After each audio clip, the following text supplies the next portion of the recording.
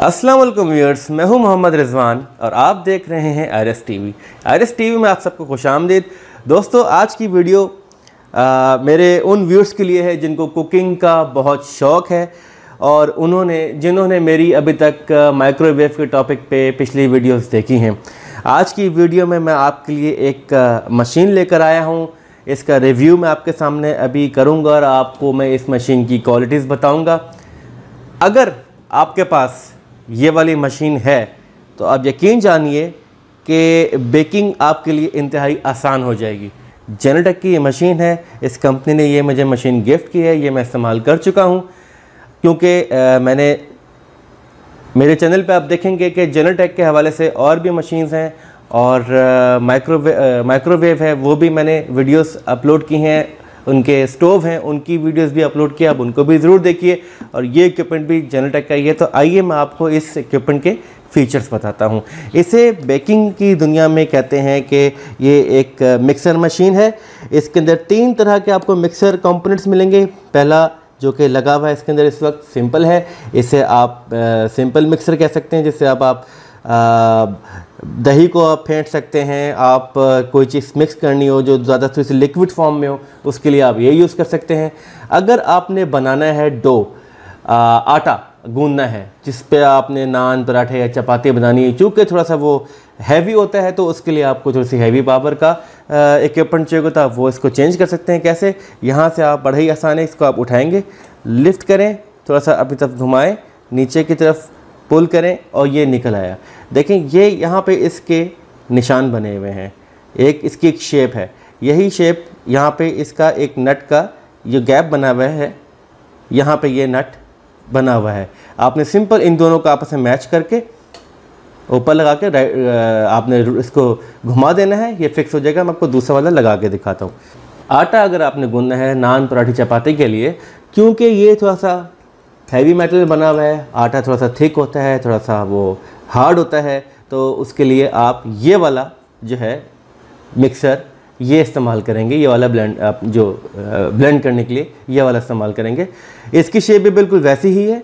इसको लगाने के लिए आपने इस निशान के साथ जो इसका शेप बनी हुई है, ये नट्स आपने मैच करने हैं। जो यहाँ पे नट बना हुआ है इसको आपने ऐसे मैच करना है।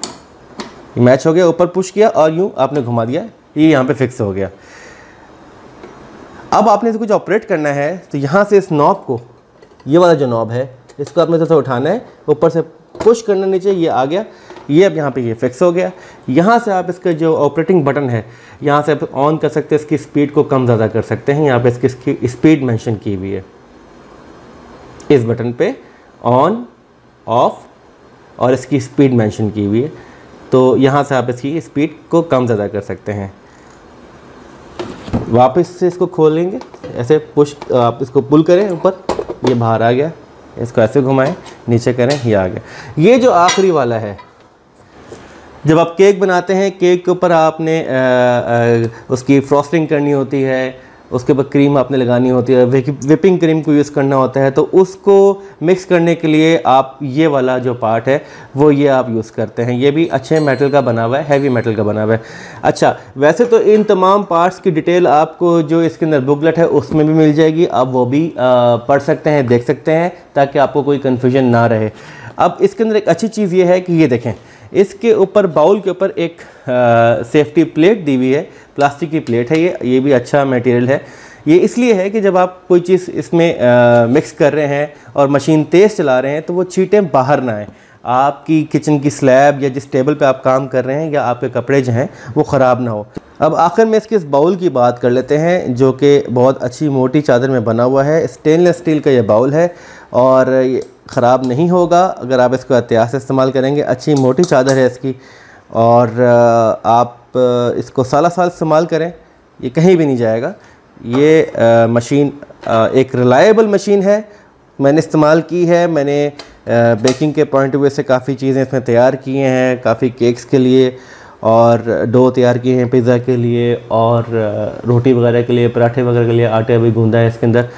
तो मैंने इस मशीन को बहुत अच्छा पाया, तो मैं रेकमेंड करूँगा आप इसको ज़रूर इस्तेमाल करें, ज़रूर घर में लेके आएँ। बहुत इकोनॉमिकल प्राइस में और बहुत अच्छे फंक्शंस वाली मशीन है।